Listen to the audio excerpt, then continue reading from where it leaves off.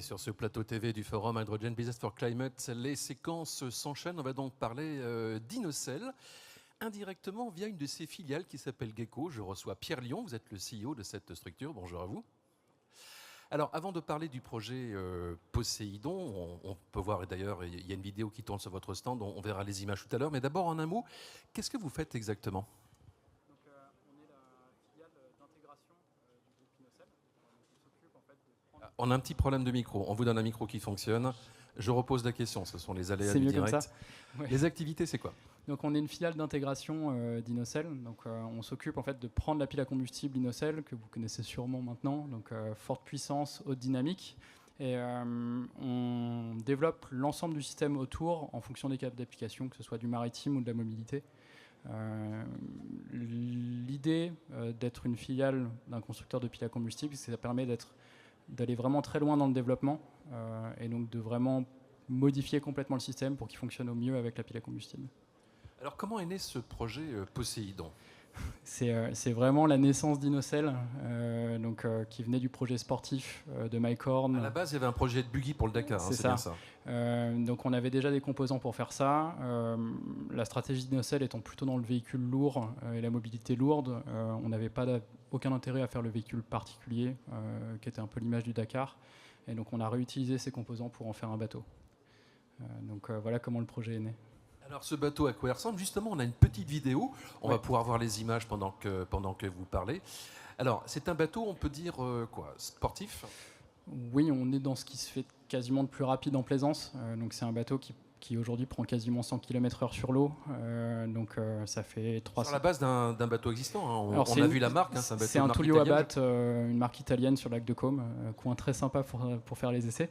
Donc effectivement, c'était un bateau thermique à la base dans le design de la coque extérieure. Par contre, on a réellement travaillé avec le fabricant pour en faire un bateau hydrogène. Donc c'est un design neuf pour lui, même si la coque est la même que le thermique.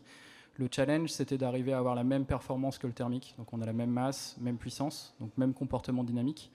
On a 75% de l'autonomie du thermique, mais c'est largement suffisant au quotidien. Et l'idée de travailler avec un chantier comme ça, c'est quelqu'un qui a une connaissance énorme sur le nautisme. C'est la 3e génération. Là, on ne se rend pas trop compte, mais le bateau, il va vite en fait. Oui, alors 100 km/h, ça paraît ridicule sur la route. Sur un bateau, mais sur l'eau, ça fait beaucoup. Ça fait peur. Honnêtement, moi, j'ai arrêté à partir de 80. Je pilote plus. C'est vraiment un bateau puissant. Et l'idée, c'était aussi d'arriver à un usage proche du thermique. On peut le recharger en 10 minutes. C'est vraiment un gros différenciant, notamment avec les concurrents plutôt électriques aujourd'hui sur ce type de marché.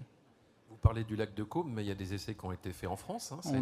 Le développement powertrain a été fait au Bourget du Lac. Les essais bateaux et optimisation bateau sur le lac de Côme, mais on a déjà eu la chance d'aller à Monaco avec, un peu jouer dans les vagues aussi. Donc le bateau maintenant est quasiment à pleine capacité et prouve que ça marche. Alors là, pour le coup, je reviens à Inocel, parce que Mike Horn était présent, oui. Et donc il a présenté le bateau au Prince Albert. C'est ça, donc à Monaco, c'est un peu le capitaine d'honneur du bateau. Il retrouve un peu les composants qu'il avait vus en cours de développement sur son buggy dans un bateau. Donc on a eu la chance de faire quelques tours de bateau avec lui et de le présenter au Prince Albert en juillet. Ouais. Alors vous parlez de 100 km/h et même peut-être beaucoup plus. Quelles sont les marges d'évolution ? Alors, aujourd'hui, on a un système qui sort 230 kW en continu. Donc, c'était des pré-séries, c'était même avant les pré-séries stationnaires chez Inocel. Donc, maintenant, on peut aller vers un développement plus typé série, 250 kW de puissance continue pour de la plaisance. On est capable de le doubler pour passer à 500. Donc, on a encore des marges de progression sur la partie puissance, mais on a surtout des marges de progression sur la masse. On a énormément appris sur les logiques d'hybridation, réduction de la batterie. C'est un gros différenciant du fonctionnement de ce powertrain. On a une batterie qui est 12 à 15 fois plus petite que ce qui se fait en standard sur les bateaux, on va dire à range extender hydrogène. Donc on arrive à avoir, on n'a pas la double peine d'embarquer des réservoirs d'hydrogène et une batterie énorme. Donc là on a les réservoirs d'hydrogène et une fois que c'est fait, on a les piles à combustible et une batterie ridicule, ce qui nous permet d'avoir des gains de masse incroyables par rapport à ce qui se fait aujourd'hui sur le marché. Quelle pourrait être la suite d'un tel projet? Est-ce que c'est des compétitions Alors, en mer? ce Parce que projet, plusieurs formules sont à l'étude, j'imagine. oui, bah, il y a forcément un côté compétition, parce que aujourd'hui, ce qui se fait en électrique en compétition marine n'est pas super développé. Il y a des premières séries E1 qui commencent à sortir. L'hydrogène commence à toquer à la porte aussi sur ce genre de sujet. Et après, il y a aussi le gros du marché qui est la plaisance.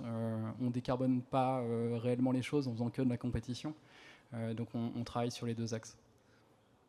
Merci, c'était Pierre Lion de Gecko, filiale d'Inocel. À suivre une séquence avec Marion Savoie et Minkatech Énergie.